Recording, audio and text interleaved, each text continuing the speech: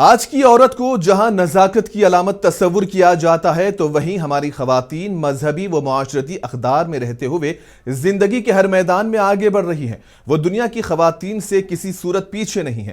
جہاں ایک طرف سماج میں حجاب کو لے کر ایک ہوا کھڑا کیا جاتا ہے کہ اسلام میں لڑکیوں کو برقعے کی آڑ میں قید کر دیا جاتا ہے، انہیں آگے بڑھنے سے روکا جاتا ہے، تو یہ ویڈیو ان تمام سوالوں کا جواب ہے۔ جہاں ایک مسلم برقع پوش لڑکی جم میں حجاب اور نقاب میں جم کر رہی ہے، جبکہ مانا یہ جاتا ہے کہ جم کے لیے خاص قسم کا لباس پہننا ہوتا ہے، پر اسلام کی بیٹیاں حجاب میں ہر وہ کام کر سکتی ہیں جو بے حجاب لڑکیاں کرتی ہیں۔ کہیں لڑکیاں حجاب میں گاڑی کا ٹائر بدل دیتی ہیں تو کہیں اپنے گھر کی کفالت کے لیے رکشہ تک چلا دیتی ہیں۔ آج کی عورت نہ کسی پر بوجھ ہے اور نہ کمزور۔ شیکسپیئر نے عورت کے بارے میں کہا تھا کہ اے عورت، تو مجسم جلوہ گری ہے اور دنیا پر بغیر فوج کے حکومت کرنا تیرا ہی کام ہے۔